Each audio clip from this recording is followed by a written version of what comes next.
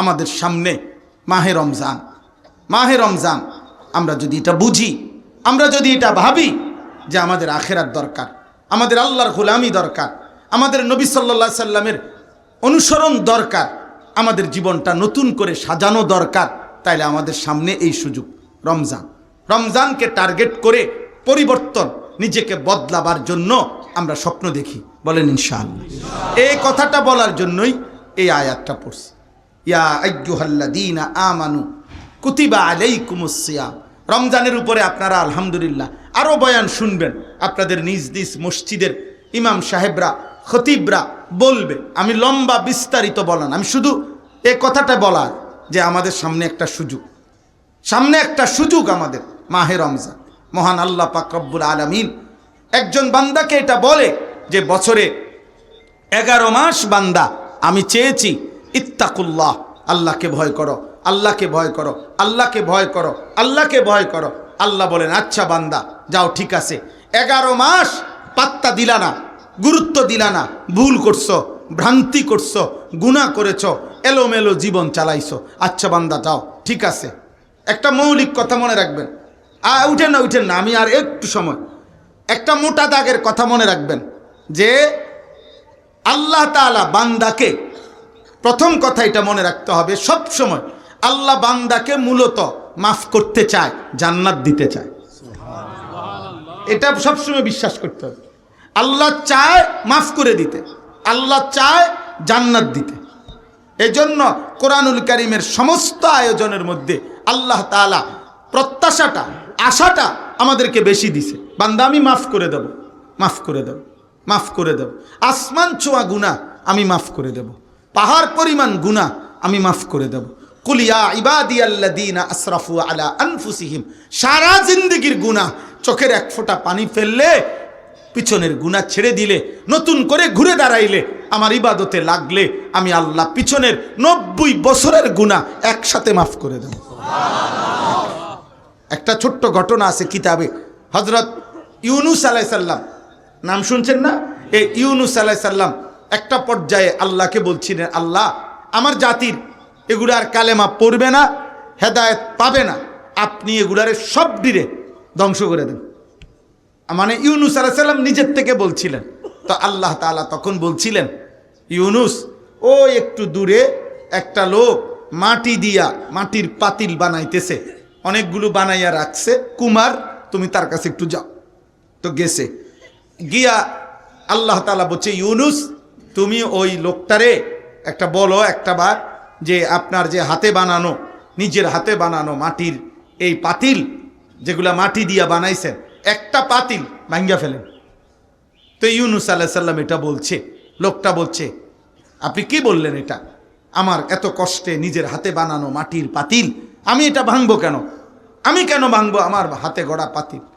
ইউনুস আলাইহিস সালাম আল্লাহকে বলছে, আল্লাহ ও তো বলতেছে তার নিজের হাতে গড়া পাতিল সে ভাঙবে না।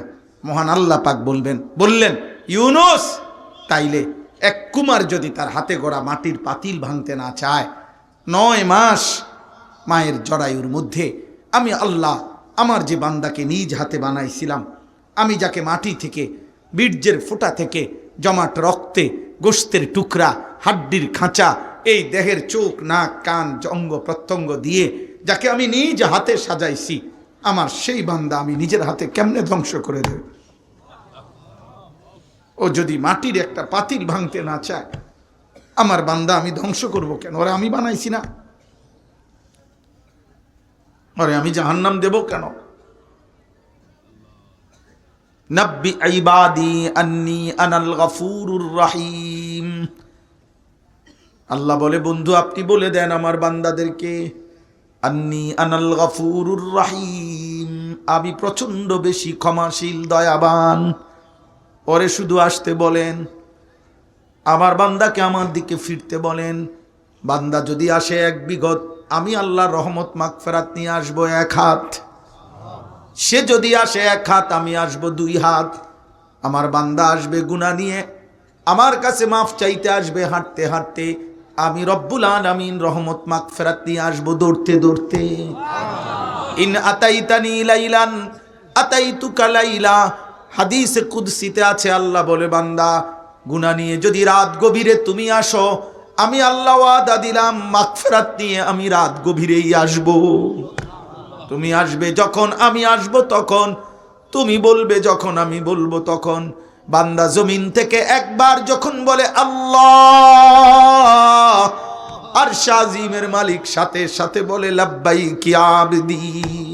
বল না বান্দা আমি আছি তো, বল বল না বান্দা কি হইছে, বল কি চাইবো বান্দা বলো, কি লাগবে বান্দা বলো, সব প্রয়োজন আমি পূরণ করব, সব চাওয়া আমি পূরণ করব। বলো না বান্দা। এজন্য দোস্ত, এটা মূলনীতি। আল্লাহ বান্দাকে মাফ করতে চায়। আল্লাহ বান্দাকে মূলত কি করতে চায়? জান্নাত দিতে চায়।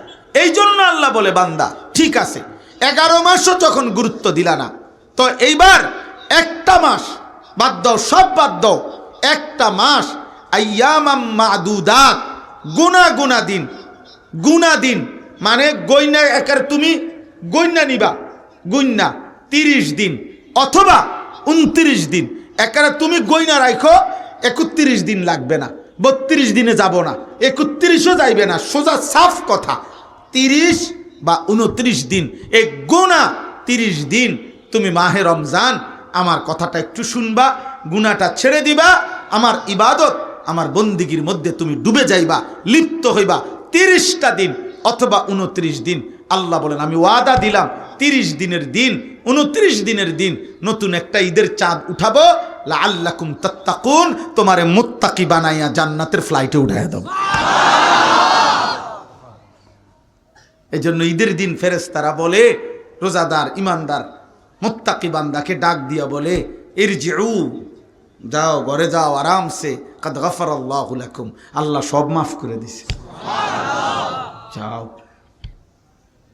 যাও বেডিং টেডিং গুছাও, ব্যস্ত যাইবা জান্নাতের ফ্লাইট। সুবহানাল্লাহ। ইয়া আইয়ুহাল্লাযীনা আমানু কুতিবা আলাইকুমুস সিয়ামু কামা কুতিবা আলাল্লাযীনা মিন ক্বাবলিকুম লাআল্লাকুম তাত্তাকুন। আল্লাহ বলে তোমার এই চারটা কথা, এখানে চারোটাই আল্লাহ আমাদেরকে সান্ত্বনা দিয়া ধীরে ধীরে আগাইছে। ইয়া আইয়ুহাল্লাযীনা আমানু, আমাকেই কেন বলছেন? তুমি না আমার ইমানদার বান্দা, তো তোমারে কইতাম না? তুমি না বলছো কালেমা বিশ্বাস করো, তো তুমি রোজা রাখবা না কেন? এরপরে বলছে কুতিবা আলাইকুম, দেখো এটা কিন্তু আমি লিখে দিছি, ফায়সালা। তো হাদিসের মধ্যে আছে জাফাল কালামু বিমা আনতা লাকিন, যেটা আল্লাহ লিখে ফেলছে, তাকদীরের সিদ্ধান্ত দিয়ে লাইছে, লৌহে মাহফুজে লিখে ফেলছে, এটা কোনো বান্দা ডিঙ্গাইতে পারবে না, এটাকে নড়াইতে পারবে না, এটাকে সরাইতে পারবে না, আল্লাহর ফায়সালার ব্যতিক্রম করতে পারবে না। তো আল্লাহ বলেন কুতিবা আলাইকুমুস সিয়াম, রোজার সিদ্ধান্ত একারে লেখা লাইছি, সিদ্ধান্ত করে দিছি। অতএব এখন আর কোনো পরামর্শ চাচ্ছি না, এখন কোনো মতামত চাচ্ছি না, এখন চাচ্ছি তুমি নিশ্চিন্তে এটা মেনে নাও, যেহেতু আল্লাহ ফায়সালা করেই ফেলছে, অতএব আমি করব, অতএব আমি পালন করব। এরপরে আল্লাহ বলছে বান্দা যদি বলে আল্লাহ কষ্ট হবে না তো, আল্লাহ বলে না, কামা কুতিবা আলাল্লাযীনা মিন ক্বাবলিকুম, ইতিপূর্বে প্রত্যেক যুগের ইমানদাররা রোজা রেখেছে, তারা রাখতে পারছে, তুমিও পারবে। সর্বশেষ আল্লাহ বলেন তাইলে আমি, বান্দা যদি বলে আমি কি পাবো বিনিময়ে, আল্লাহ বলেন লাআল্লাকুম তাত্তাকুন, 1 মাসেই 11 মাসে যেই তাকওয়া দিতাম 1 মাসেই দেব। এটা কোম্পানির বিশেষ অফার, এটা 1 মাসেই মুত্তাকি, 1 মাসেই জান্নাতি, 1 মাসেই জান্নাতি। সুবহানাল্লাহ। অতএব আপনাদের কাছে অনুরোধ, আমরা এই দোয়ার পূর্ব মুহূর্তে এই 5-7 মিনিট পূর্বে আবারও আপনাদের সমস্ত ছেলেদের কাছে, বাবাদের কাছে, ভাইদের কাছে, পর্দার আড়ালের মা বোনের কাছে, দোস্ত আমার, মা আমার, বোন আমার, ভাই আমার, বন্ধু আমার, কিশোর আমার, নওজোয়ান আমার, সবার কাছে অনুরোধ, চলেন রমজানকে সামনে রেখে নিজেকে পরিবর্তনের স্বপ্ন দেখি। বলেন ইনশাআল্লাহ। নিজেকে বদলাইবার জন্য আমরা চেষ্টা করি ইনশাআল্লাহ। কিশোর যুবক ভাই, তোমরা যারা 30 বছরের নিচে বয়স, হাত উঠাও তো। হায় সুবহানাল্লাহ, সবই তো মাশাআল্লাহ মাশাআল্লাহ। তাইলে হাত নামাও।